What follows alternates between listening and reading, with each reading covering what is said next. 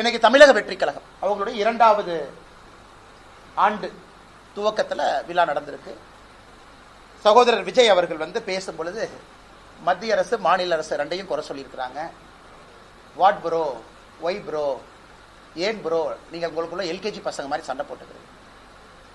நான் விஜய் அவர்களை கேட்கிறேன், practice what you preach bro, why bro telling lies.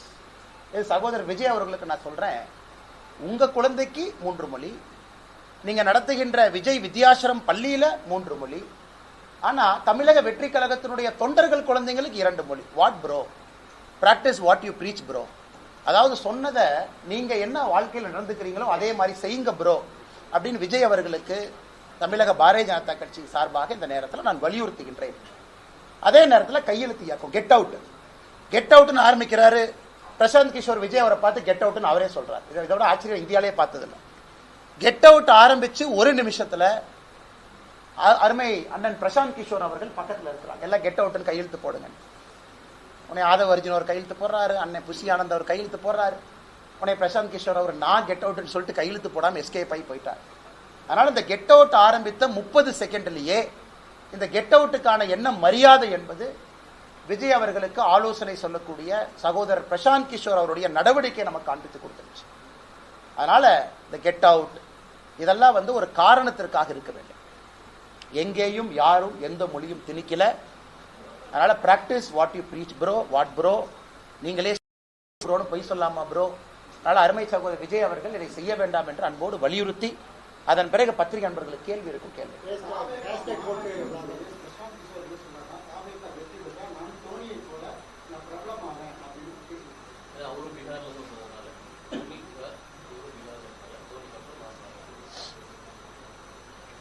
Dhoni அவர்கள், ஆனா தப்பில்ல, பீகார்ல இருந்து ஒருத்தவங்க வர்றாங்க, தமிழ்நாட்டில் அவங்களுக்கு ஒரு பேர் கிடைக்குது, சந்தோஷம் தான். எல்லாம் இந்தியர்கள் தானே, நமக்கு எதாவது தமிழர்கள் எல்லோரையும் ஏற்றுக்கொள்றோம்ல, நம்ம யாரையும் நிராகரிக்கக்கூடிய தமிழர்களே இல்லையே. தமிழ்நாட்டுக்கு நல்லது யாரு பண்ணாலும் ஏத்துக்கிறோம்.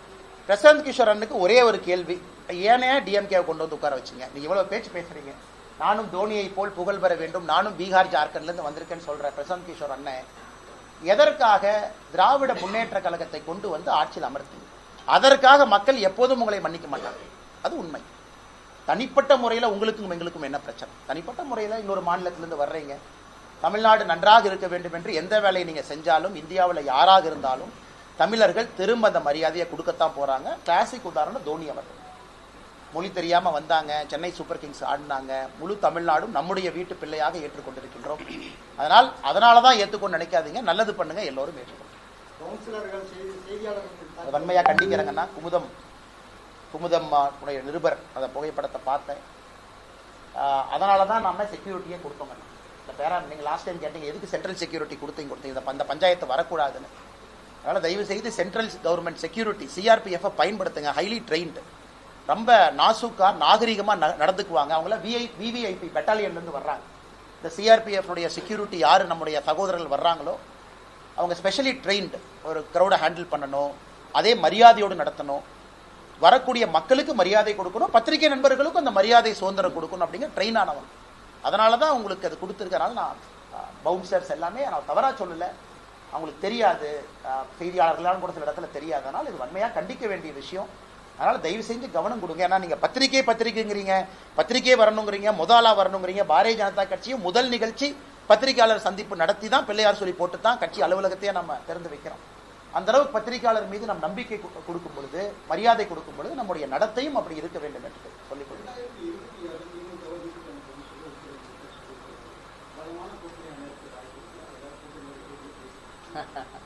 அண்ணா, இன்னைக்கு அமைச்சர் அவர்கள் சிவராத்திரி, மகா சிவராத்திரி ஈஷாக்கு போறாங்க. எங்களுக்கும் இந்த அற்புதமான நாளில் 3 கட்டிடத்தையும் திறந்து வைக்க வேண்டும் என்று வேண்டுகோள் விடுத்தோம். திறந்து வைக்கிறேன்னு சொல்லி இன்னைக்கு 3 கட்டிடத்தையும் திறந்து வச்சிருக்கிறாங்க. அமித்ஷாஜி அவர்கள் மிக தெளிவா சொன்னாங்க, எதற்காக திமுக வெளியே போகணும், வெரி கிளியர். ஆன்டி நேஷனலா இருக்கிறாங்க, ஆன்டி பீப்புளா இருக்கிறாங்க, மக்களுக்கு எதிராக இருக்கிறாங்க, பாரத நாட்டுக்கு எதிராக இருக்கிறாங்க, அவங்களுடைய நடவடிக்கைகள். அதனால் நிச்சயமாக 2026 பொறுத்தவரை எல்லோரும் யாரெல்லாம் நினைக்கிறாங்க, தேசிய ஜனநாயக கூட்டணிங்கிற வார்த்தையும் பயன்படுத்தி இருக்கிறாங்க, என்டிஏ பவருக்கு வரணும்னு சொல்லி இருக்கிறாங்க. ஆந்திரா உதாரணம் கொடுத்தாங்க, பல இடத்தை கொடுத்தாங்க. நிச்சயமாக நம்பிக்கை இருக்கு. தேசிய ஜனநாயக கூட்டணி ஒருமித்த கருத்துல இன்னைக்கு தேசிய ஜனநாயக கூட்டணி இருக்கு. இன்னைக்கு காலையில கூட நீங்க பாருங்க, அண்ணன் ஜி.கே. மணி அவருடைய இல்ல திருமண விழா நடந்து கொண்டிருக்கிறது. அமித்ஷாஜி அவங்களால போக முடியல, நேற்று லேட்டாக தான் வந்தாங்க. என்னை அனுப்பியிருந்தார், நீ போயிட்டு வாப்பான்னு. காலையில் சேலம் போய் அவருடைய முகூர்த்தத்தில் கலந்து கொண்டு வந்து தொலைபேசி மூலமாக அமித்ஷா அவர்கள் ஜி.கே. மணி ஐயாவுக்கு தொடர்பு கொண்டு வாழ்த்து சொன்னாங்க. அதனால் எப்பொழுதுமே பரஸ்பரமான ஒரு நல்ல சூழ்நிலை தான் தேசிய ஜனநாயக கூட்டணி இருக்கிறது. வருகின்ற காலத்தில் ஒருமித்த கருத்தோடு யார் வந்தாலும் இணைந்து நாங்கள் பயணிக்க தயார்.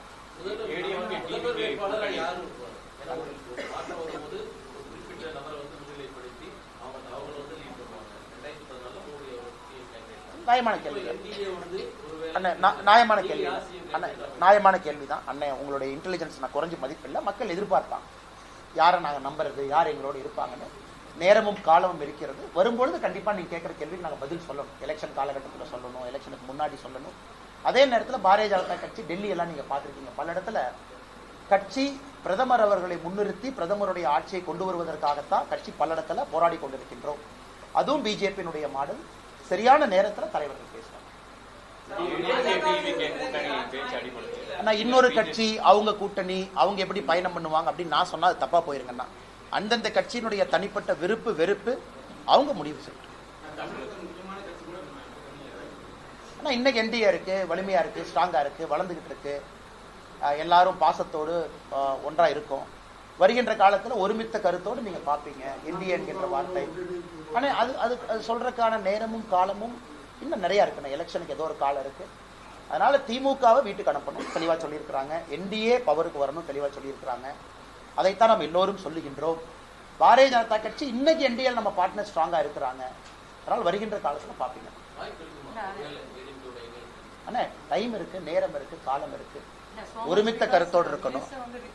என்டிஏன் தான் சொன்னாங்க மேடம். நானும் என்னோட பேச்சில் என்டிஏன் தானே மேடம் சொன்னேன். ஏன்னா 2024 நம்ம என்டிஏன் தானே சொன்னோம். ஏன்னா 2024 என்டிஏ இருந்துச்சு இல்லைங்க. 2024 லோக்சபா என்டிஏ இருந்துச்சு. 2026 என்டிஏ இருக்க போகுது. இப்போ நீங்க கேட்குற கேள்வி என்டிஏல யார் இருப்பாங்க, அதான் உங்களுடைய கேள்வி. என்டிஏல யார் இருப்பாங்க? நேரம் காலம் வரும்போது நம்ம பேசுவோம்.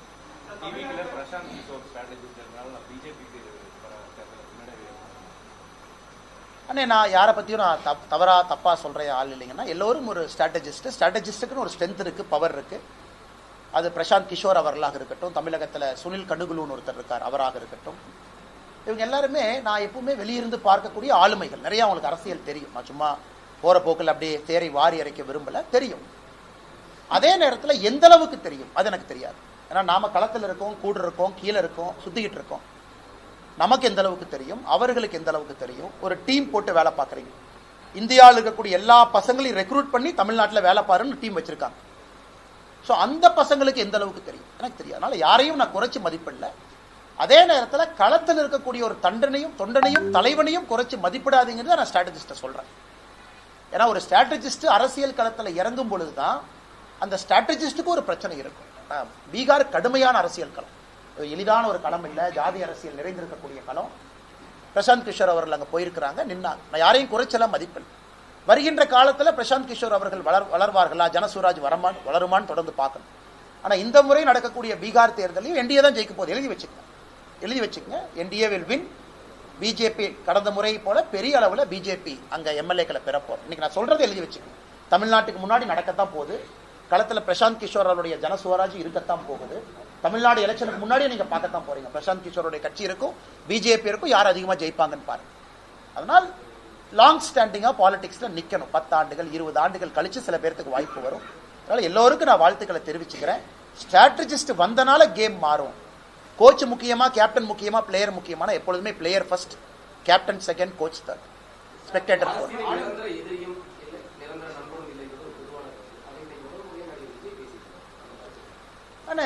நிரந்தர எதிரியும் நிரந்தர நண்பனும் இல்லை அப்படின்னு ஒரு பக்கம் சொன்னாலும் கூட, ஒரு கட்சி கொள்கை அடிப்படையில் இருக்கக்கூடிய பாரதிய ஜனதா கட்சிக்கு எதிரி இருக்கிறாங்க. அதில் எந்த மாற்று கருத்தும் இல்லை. அப்படி சொல்லும் பொழுது நாங்களும் காங்கிரஸும் இன்னைக்கு எதிரியா இருக்கோம், நாளைக்கு நண்பாக முடியுமா? வாய்ப்பே இல்லை. ஏன்னா நம்முடைய சித்தாந்தங்கள் வேறு வேறு. மக்கள் பார்த்து ஓட்டு போடுறாங்க. அதே போல நாங்களும் பல கட்சிகளும் ஒன்றாக இருக்க முடியுமா? இருக்க முடியாது. சில இடத்துல காம்ப்ரமைஸ் பண்ணி ஒரு நாட்டினுடைய நலனுக்காக அது நடந்திருக்கு. 99 2004 என்டிஏ ஆட்சி, அடல் பிஹாரி வாஜ்பேயினுடைய ஆட்சி நடந்திருக்கு இல்லைன்னு நான் சொல்லல. அதனால் நிரந்தர எதிரி நிரந்தர நண்பன் அப்படின்னு சொல்லக்கூடியது எல்லா இடத்திலும் பொருந்தாது என்பது என்னுடைய கருத்து.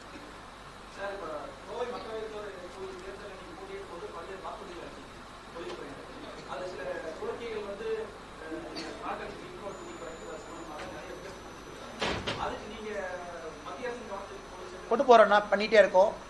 குறிப்பா அதனாலதான் காட்டன் பாலிசியை வந்து இந்த பட்ஜெட்ல நீங்க பார்த்துருக்கணும். ஏன்னா நம்முடைய கோவை தொழில்துறை வந்து நம்ம மேனிஃபெஸ்டோல பாத்தீங்கன்னா ஒரு முக்கியமான பாயிண்ட் காட்டன் பாலிசி 2.0 நம்ம பேசணும், மேனிஃபெஸ்டோல பேசணும். அது இந்த முறை கொண்டு வந்திருக்கிறோம். நீங்க பாத்தீங்களான்னு தெரியல பட்ஜெட். ஏன்னா வாஜ்பாய் காலத்துல காட்டன் பாலிசி 1.0 இருந்துச்சு. இன்னைக்கு பிரச்சனை என்னன்னா காட்டனை பொறுத்த வரைக்கும் லாங் ஸ்டேபிள் காட்டன் வேணும் கோயம்புத்தூர் நம்முடைய சொந்தங்களுக்கு, குவாலிட்டி காட்டன் வேணும், த்ரெட் ஸ்ட்ராங்கா இருக்கும். இதான் நமக்கு. அது நமக்கு இருக்கக்கூடிய காட்டன்ல இல்ல அப்படிங்கறதுனால நம்ம பல இடத்துல இருந்து காட்டனை இம்போர்ட் பண்றோம். ஆஸ்திரேலியால இருந்து பண்றோம், ஈஜிப்ட்ல இருந்து பண்றோம். அதனால தொழில்துறையினுடைய முக்கியமான கோரிக்கை நீங்க காட்டன் பாலிசியை திரும்ப லான்ச் பண்ணி இந்தியால குவாலிட்டியான காட்டனை ஊக்குவிக்கணும்.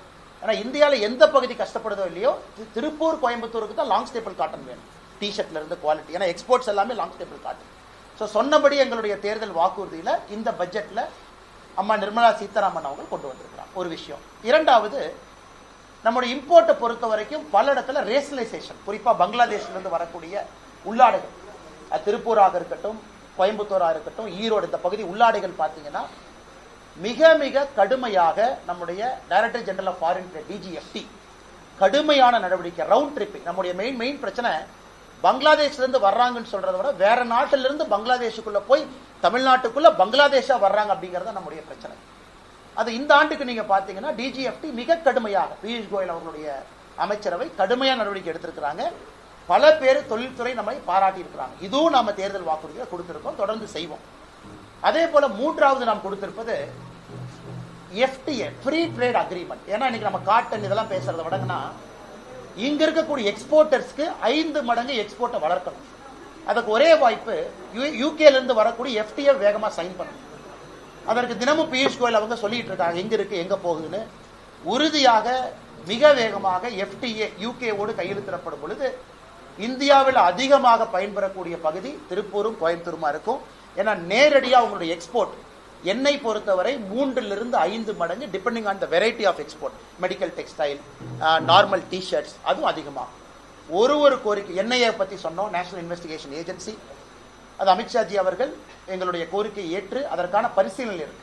ஏன்னா பவுண்டரியை பிக்சேஷன் பண்ணணும். கொச்சின் ஒரு பக்கம் இருக்கு, ஒரு பக்கம் சென்னை இருக்கு. எண்ணெயை கோட்டை டிக்ளேர் பண்ணோம். 98ல் பாம் பிளாஸ்ட் கோட் ஒன்று இருக்கு, அது சும்மா இருக்கு. அதற்கான எல்லா வேலைகளும் நடந்து கொண்டிருப்பதாக நாங்கள் அறிகின்றோம். அதற்கான நல்ல ஒரு அறிவிப்பும் மத்திய அரசு விரைவில் கொடுப்பாங்கன்னு நம்புறோம்.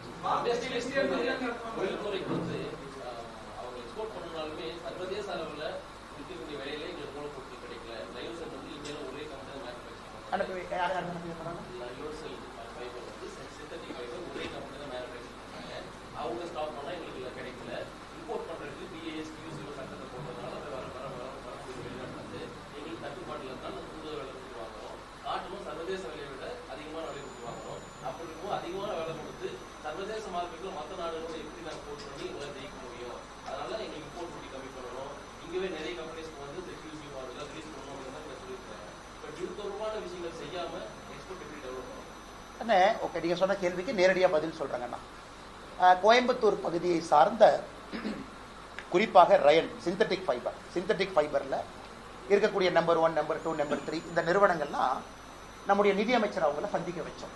நீங்க அவங்கள்ட்ட கேட்கலாம், நான் பேர் சொல்ல விரும்பல.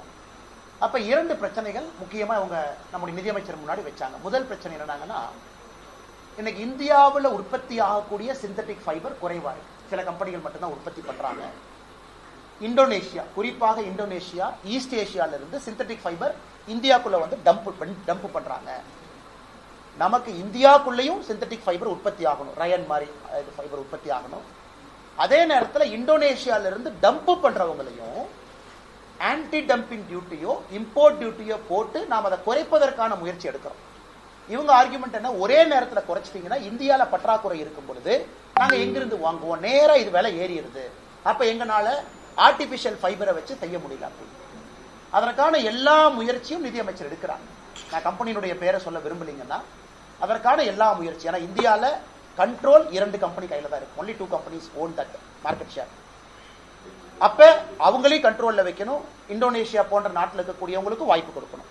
ஆனா அவங்களும் வந்து ஃபுல்லா டம்ப் பண்ணி சின்னதா க்ரோ ஆகக்கூடிய ஆர்டிபிஷியல் ஃபைபர் இருக்கிறவங்களை செத்து போயிடக்கூடாது, அவங்களையும் வளர்த்தணும். இதற்கான முயற்சியை மத்திய அரசு எடுக்கிறாங்க. இது ஒரு காம்ப்ளிகேட்டடான ஒரு சப்ஜெக்ட்டுங்கன்னா முழு முயற்சியை நிர்மலா சீதாராமன் அவர்கள் பர்டிகுலரா சிந்தட்டிக் ஃபைபர், ரயான் போன்ற இதுக்கு எடுத்துட்டு இருக்கு. அண்ணா எங்களுக்கு ரொம்ப சந்தோஷம். இந்த வருஷம் வந்து பாரத் டெக்ஸ் நம்முடைய பாரத் மண்டபத்தில் நடந்துச்சு. அதனுடைய மிகப்பெரிய டிஸ்பிளேயர்ஸ் எல்லாம் கோயம்புத்தூரை சார்ந்த நம்முடைய சொந்தங்கள் போனாங்க. அது எப்பொழுதுமே உங்களுக்கு தெரியும், ஜெர்மனியில் யூரோப்பில் யூரோப்பில் நடக்கக்கூடிய ஒரு நிகழ்வை பியூஷ் கோயல் அவர்கள் போன ஆண்டு திருப்பூர் வந்த பொழுது, திருப்பூர் பியூஷ் கோயல் அவங்க வந்த பொழுது ப்ராமிஸ் பண்ணிட்டு போனாங்க. இந்த ஆண்டு நம்முடைய பாரத் டெக்ஸ் ஃபேரை பாரத் மண்டபத்தில் நம்ம நடத்தும் பொழுது உலகத்தில் இருக்கக்கூடியவங்க இங்க வருவாங்க. அதனால முதல் விஷயம் என்ன பண்ணிருக்கோம், நம்ம ஆட்கள் போய் ஜெர்மனி, மியூனிக், பாரிஸ்ல பண்றத பாரத் மண்டபத்தில் பண்ணிருக்கோம். இரண்டாவது, எதற்கு தமிழ்நாடுன்னா கோயம்புத்தூர்ல நடத்த வேண்டும் என்பது எங்களுடைய ஆசை. வருகின்ற காலத்துல பாரத் டெக்ஸ் ஃபேர்ல கோயம்புத்தூர்ல நடத்தணும் அப்படிங்கிற ஒரு வேண்டுகோளை வைப்போம். அதுவும் நடப்பதற்கான வாய்ப்பு. ஒரே வந்து இடப்பற்றாக்குறை. எனக்கு தெரியும், அண்ணன் வந்து நிறைய பிசினஸ் எல்லாம் நீங்க ட்ராக் பண்றீங்க. ஏன்னா பாரத் மண்டபத்தில் இருக்கக்கூடிய ஸ்டால் இடம் அவ்வளவு பெரிய ஏரியா, கோயம்புத்தூர்ல அந்த ஏரியா இருக்கா அப்படிங்கிற ஒரு கேள்விக்குறி. அதையும் நம்ம சால்வ் பண்ணி வில் ஃபைண்ட் அ வேங்க. இன்னும் 1.5 வருஷம் இருக்குங்கன்னா இப்போ ஆளுங்கட்சி வந்து ஏதோ ஒரு ரீசன் சொல்லிட்டு மக்களுக்கு வந்து பரிசு பொருட்களை கொடுக்க ஆரம்பிச்சிட்டாங்க. தொடர்ந்து ஒவ்வொரு ரீசனும் எல்லாத்துக்கும் போயிட்டு தமிழ்நாடு முழுக்க இது எப்படி பாரதிய ஜனதா கட்சி? ஆனா இன்னைக்கு சில கட்சிகள் வந்து தொண்டரை சேர்த்தறதுக்கு டம்ளரும் தட்டும் கொடுக்குறாங்க. எந்த கட்சின்னு உங்களுக்கு தெரியும், கோயம்புத்தூர், திருப்பூர், கரூர்லாம் பார்த்தேன். சில கட்சிகள் இவங்க பர்த்டே அவங்க பர்த்டேன்னு சொல்லிட்டு ஏதோ ஒரு இந்த டப்பாலாம் தூக்கிட்டு வந்து வீட்டில் போட்டு வைக்கிறாங்க. ஸோ எதுக்குன்னா எல்லாம் எலெக்ஷன் வர்றதுக்கு முன்னாடியே அட்வான்ஸ் ப்ரீலோட் பண்ணிடுவோம் அப்படின்னு. இதையெல்லாம் மக்கள் பார்ப்பாங்கன்னா இதெல்லாம் மக்கள் பெருசாக எடுத்துக்க மாட்டாங்க. அதனால் இதை வச்சு தான் ஓட்டு போட்டு நாங்கள் ஜெயிக்க போறோன்னு திமுக உட்பட எந்த கட்சி நினைத்தாலும் மக்கள் அதை பெரிதாக எடுத்துக்கொள்ள போவதில்லை. அதான் எங்களுடைய கருத்து.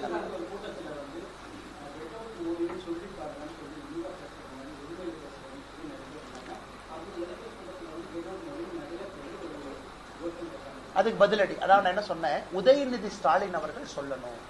ஏன்னா அவர் மேடையில் என்ன சொன்னாரு, நாங்க இப்படியே போச்சுன்னா தமிழ்நாட்டில் கெட் அவுட் மோடின்னு சொல்லுவோம். கரூர்ல நான் பேசியதற்கு 2 நாட்களுக்கு முன்பு உதயநிதி ஸ்டாலின் அவர்கள் சொன்னாங்க.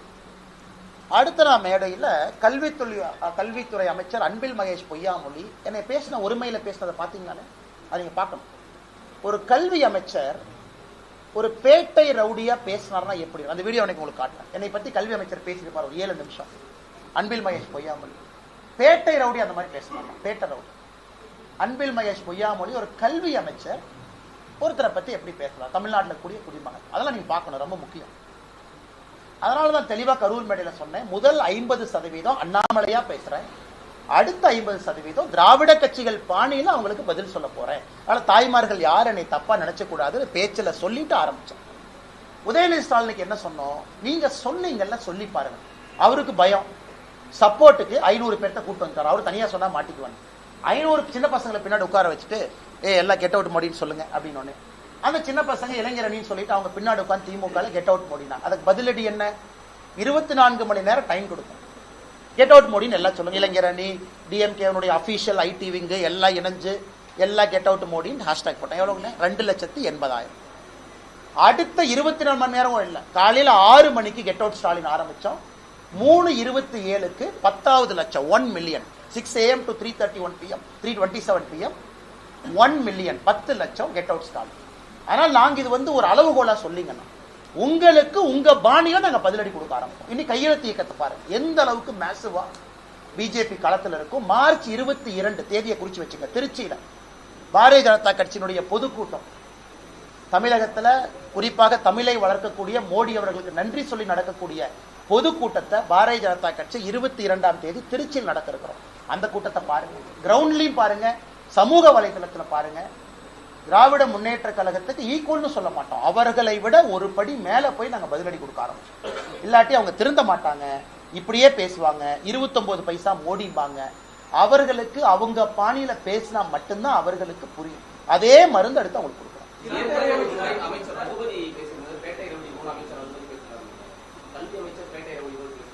அண்ணே பீச்சை பார்த்துட்டு நீங்களே சொல்லுங்க அண்ணே. நான் சொல்றதுல அண்ணனுக்கு உடன்பாடு இல்லைன்னா, கல்வி அமைச்சர் பேசினதை ஒருத்தர் இருக்கா, ஒருத்த வர்றா, ஒருத்த போனா, ஒருத்த சுத்தரா, இது பேட்டை ரவுடி இல்லையானே? கல்வி அமைச்சர் வந்து கல்வி அமைச்சர் அப்படின்னா இன்டர்னல் மீட்டிங்ல நீங்க எப்படி பேசுவீங்க? அப்ப குழந்தைகளுக்கு என்ன ஒரு நாகரிகமான ஒரு கலாச்சாரத்தை நீங்க உருவாக்கி கொடுப்பீங்க? கல்வி அமைச்சர் அவங்களுடைய மொழி, அவங்களுடைய பாஷை, அவங்க பேசுற விதம் எல்லாம் தொடர்ந்து ஒரு அமைச்சர். ரகுபதி அவங்க என்ன சொல்றாங்க, 2024 அவங்க ஆட்சிக்கு வருவாங்களாமா 2024 டெல்லியில. ஃபர்ஸ்ட் தீகார் சிறைக்கு போறது நானாமா. வெக்கமா இல்லையா? இது வந்து யார் சொல்றாங்க? லஞ்ச ஒழிப்புத்துறை சிறைத்துறையினுடைய அமைச்சர். ஃபர்ஸ்ட் நான் தீகார் சிறைக்கு போவேனாமா. இதெல்லாம் பேசினா பேட்டையரோடு இல்லையாங்கண்ணா. அதனால நான் அவர்களுக்கு அவங்க உங்ககிட்ட நான் நீங்க அன்பானவர்கள் மரியாதையானவங்க, உங்களுக்கு நான் 5 மடங்கு மரியாதை கொடுக்குறேன். ஏன்னா அது கடமை. அந்த மாதிரி தப்பானவர்களுக்கு அவங்க பாஷையில் நான் பேசுறேன். எதுக்காக நான் அந்த அதிகாரத்தில் இருக்கணும், பொறுப்புல இருக்கணும்?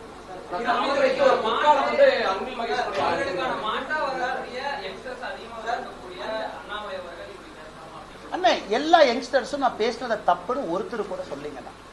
எல்லாருமே விரும்புறாங்க. காரணம் என்னன்னா, அண்ணா நீங்க தப்பா எதுவும் பேசலையே. அவர் மோடியை பத்தி தப்பா சொல்றாரு, மோடியினுடைய தாயை பத்தி தப்பா சொல்லிருக்காங்க, நீங்க பதிலடி கொடுக்குறீங்க. அவங்களுக்கு நீங்க சொல்றீங்க, சொல்லி பாருங்க. அது தெளிவா நீங்க மேடையில சொல்லிட்டு சொல்றீங்க. இல்ல எந்த இளைஞர்கள் என்ன நான் கோவப்பட போறாங்க? எல்லா இளைஞர்களுக்கும் தெரியும், சில இடத்துல முள்ளால தாங்க நான் எடுக்கணும். பார்க்கடலை கடந்த பொழுது சிவபெருமான் எதுக்குன்னு விஷத்தை குடிச்சார். விஷம்னு தெரிஞ்சும் ஏன் குடிச்சார்? சில பேர் அந்த விஷத்தை குடிச்சுதான் ஆகணும். அதுலதான் இருக்கிறோம் தவிர ஒரு தனி மனிதனுக்கு நான் கொடுக்கக்கூடிய மரியாதை எப்பொழுதும் எங்கேயும் நான் குறைக்க போவதில்லை. நாளைக்கு உதயநிதி ஸ்டாலின் திரும்ப அந்த வார்த்தையை பயன்படுத்தினா நானும் திரும்ப நான் சொன்ன அதே ரீதியில தான் பதில் சொல்லுவேன். அதுல எந்த மாற்று கருத்து இல்லைங்க. இப்ப விஜய் அவர்கள் ப்ரோன்னு சொன்னாரு, அவருக்கு நான் திரும்ப ப்ரோன்னு சொன்னேன். Practice what you preach bro. மரியாதையா சொன்னாரு, மரியாதையா பதில் சொல்ல வேண்டியது என் கடமை. மரியாதை கொடுக்குறாரு, மரியாதை வாங்கிக்கிறாரு. நாகரிகமான அரசியல் நோக்கி போகணும்னு நினைக்கிறார், நானும் நாகரிகமான அரசியல் நோக்கி போகணும்னு நினைக்கிறேன். பட் இவங்க அப்படி பேசலையா? பொற்காலமா போர்க்காலமானே? இன்னைக்கு கல்வித்துறையில் இருக்கக்கூடிய குழந்தைகள்லாம் கத்திய தூக்கிட்டு வந்து சண்டை தான் போடல. போர்க்காலம். அதாவது ஒரு பள்ளியில பாலிய சீண்டல் பாக்குறோம், அதிகமாயிருச்சு. அமித்ஷாஜி அந்த ரெக்கார்டோட வந்தாங்க, எவ்வளவு நடந்திருக்கு கையில் அந்த பேப்பர் பாத்தீங்க காமிச்சாங்க. பாலிய சீண்டல் ஒரு பள்ளியில தரம் குறைந்திருக்குது. மரத்துக்கு கீழே மக்கள் உட்கார்ந்து படிக்கிறாங்க. அவருடைய சொந்த மாவட்டத்துல எப்படி எந்த அடிப்படையில இவர் டிஷர்ட்டை போட்டுட்டு போய் ஒரு கிரிக்கெட் மேட்ச் விளையாண்டு இவர் பேட்டை தூக்க, அவருடைய மகனுக்கு பொற்காலம். பிரெஞ்சு படிக்கிறார். அன்பில் மகேஷ் பிரியாமொழி அவர்களுடைய மகனுக்கு பொற்காலம். தனியார் பள்ளிகளுக்கு பொற்காலம். 3 மொழி சொல்லிக் கொடுக்கக்கூடிய பள்ளிகளுக்கு பொற்காலம். சன்சைன் மெட்ரிகுலேஷன் பள்ளிக்கு பொற்காலம். 3 வருஷத்துக்கு ஒரு முறை ரெனியூவல் இருந்ததை வருஷத்துக்கு ஒரு முறை மாத்தி 5 லட்சம் ரூபாய் வாங்குற அண்ணா நகர்ல இருக்கக்கூடிய ஒரு கம்பெனிக்கு பொற்காலம். ஆனா அரசு பள்ளியில் இருக்கக்கூடிய 52 லட்சம் மாணவர்களுக்கு பொற்காலம் இல்லைங்க.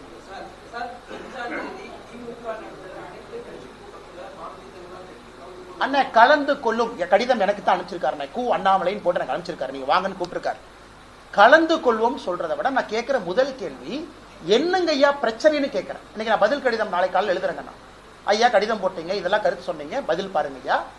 கடிதத்திலேயே உங்களுக்கு தெளிவுபடுத்திடணுமே, எதுக்கு 45 கட்சிக்காரங்களை கூப்பிட்டு நீங்க உங்க நேரத்தை வேஸ்ட் பண்ணி 45 கட்சி நேரத்தை வேஸ்ட் பண்ணி வடை பஜ்ஜி டீ போண்டாலாம் உங்களை போன்று என்னை போன்று வரி கட்டுறவங்க தலையில சுமத்தி, அந்த டீ பஜ்ஜி போண்டாலாம் நீங்கள் நானும் வரி தானே கட்டுறோம், கிளாரிஃபை பண்ணிட்டோம், புரோரேட்டான்னு சொல்லிட்டோம், விகிதாச்சாரன்னு சொல்லிட்டோம்.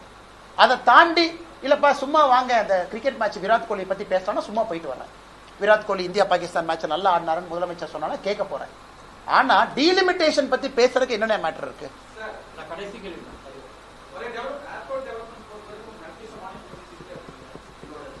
எங்களுடைய நம்பர் ஒன் ப்ரையாரிட்டி கோயம்புத்தூருக்கு ஏர்போர்ட் எக்ஸ்பான்ஷன் நம்பர் 1 ப்ரையாரிட்டி. அது நடந்தா எல்லாம் நடந்துருங்கண்ணா. அதற்கான வேலைகள் மிக வேகமாக ஆரம்பித்திருக்கின்றார்கள். கண்டினியூஸ் ஃபாலோஅப்ல இருக்கும். அது இப்ப இருக்கக்கூடிய விமான போக்குவரத்து அமைச்சர் வேகமாக செயல்படக்கூடியவர். எப்படி ஜோதிராஜ சிந்தியா அவங்க வேகமா செயல்பட்டாங்களோ அதே போல இளமையானவர் ராம்மோகன் அவர்கள் மிக வேகமா செயல்படுறாங்க. மிக வேகமாக கோயம்புத்தூருக்கு கொடுப்பது எங்களுடைய ஹையஸ்ட் ப்ரையாரிட்டி. கட்டாயமா கொடுப்பாங்க.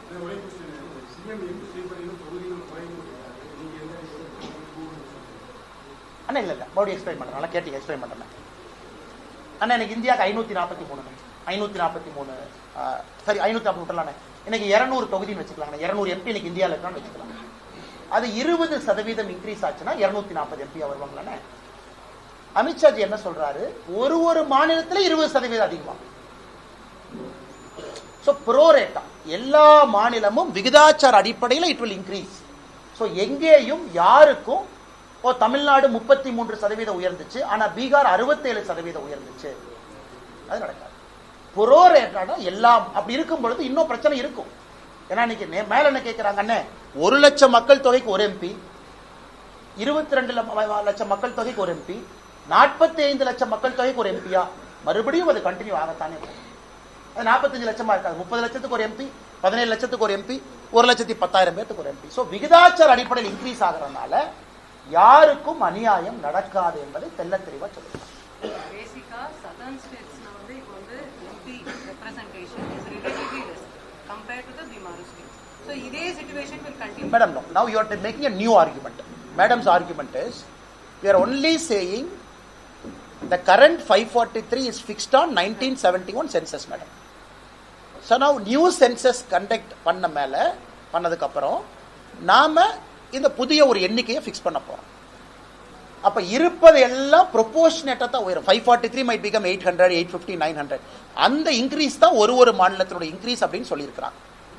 அப்ப இதே லாஜிக் நம்ம பார்க்கும் பொழுது மேடம், இன்னைக்கு யூபி அவங்க கேட்பாங்க, இல்லை எங்களுக்கு அநியாயம் ஆயிடுச்சு, நாங்க எப்படி 50 லட்சம் பேருக்கு ஒரு எம்பிங்கிறீங்க, நீங்க 25 லட்சம் பேருக்கு ஒரு எம்பி. ஏன்னா இந்தியாவில் அவங்களும் பேசுறாங்கல்ல. ஸோ அமித்ஷாஜி அவர்கள் சொல்வது குறிப்பாக தென்னிந்தியாவில் உங்களுக்கு பிரச்சனை யாருக்குமே இருக்காது, புரோரேட்டா இன்க்ரீஸ். இது நேற்று ஸ்டாலின் அவர்கள் எழுதியிருக்கக்கூடிய கடிதத்திற்கு நேர் எதிர்.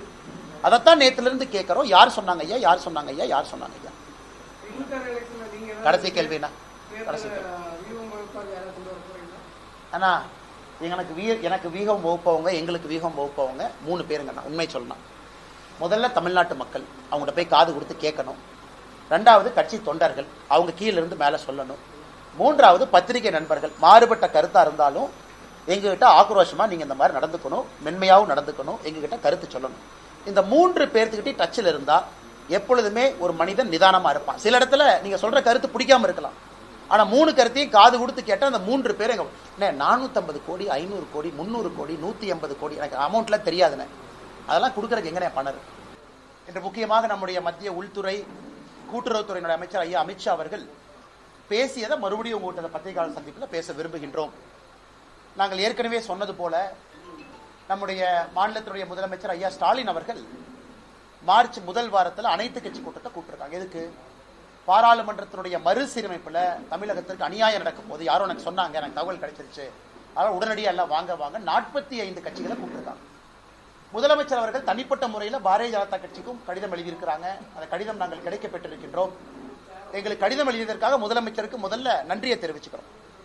அதே நேரத்தில் முதலமைச்சர் அவர்கள் பாரதிய ஜனதா கட்சியினுடைய மாநில தலைவர் கடிதம் எழுதிய காரணத்தினால அதை விலக்குகின்ற கடமையும் எங்களுக்கு இருக்கு. இன்னைக்கு நம்முடைய அமைச்சர் அமித்ஷா அவர்கள் மேடையில் தெல்ல தெளிவாக டீலிமிட்டேஷன் மறுசீரமைப்பு நடக்கும் பொழுது நடக்கும், அது நடக்கும் பொழுது எப்படி நடக்கும் என்பதை சொல்லியிருக்கிறார். இன்னைக்கு 543 சீட் பாராளுமன்றத்தில் லோக்சபால இருக்கு, 543.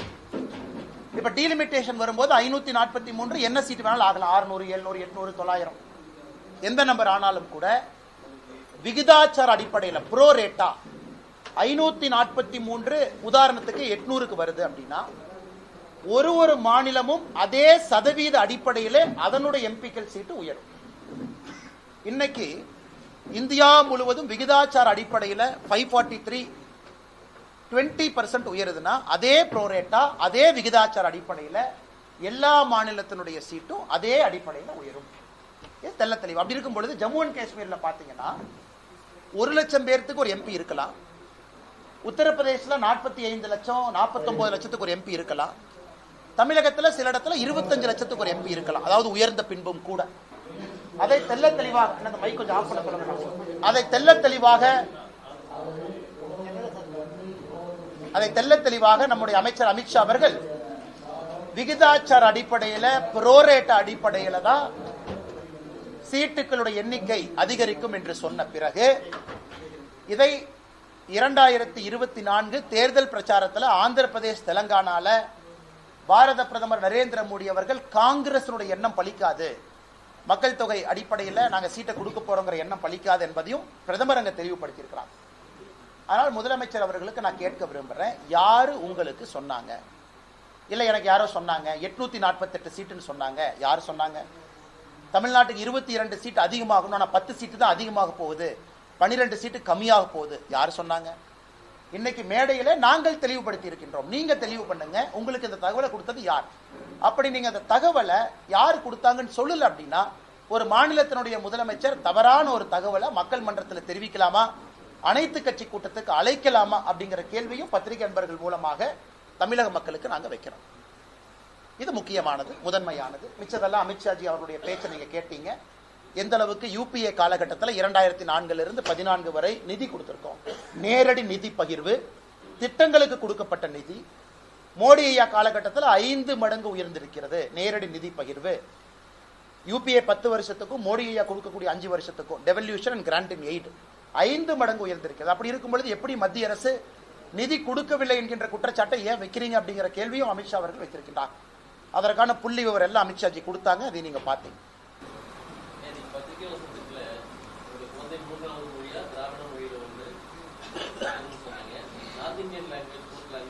ஹிந்தி ஆர் சான்ஸ்கிரிட் படிக்கணும்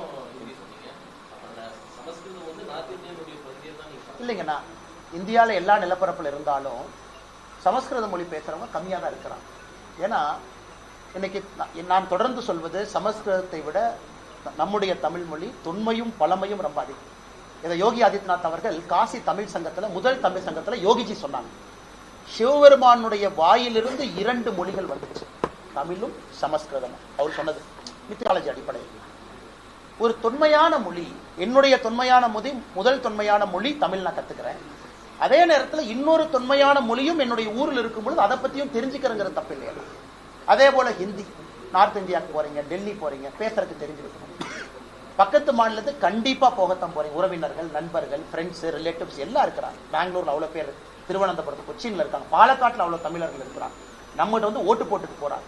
அதனால ஒரு மலையாளம் கற்றுக்கொள்வது தப்பு இல்லையா? நான் என்னுடைய சிந்தனையை பொறுத்தவரை நான் இன்னைக்கு 4 மொழி பேசுறேன், 5வது மொழியை பேச கத்துக்கிறேன்.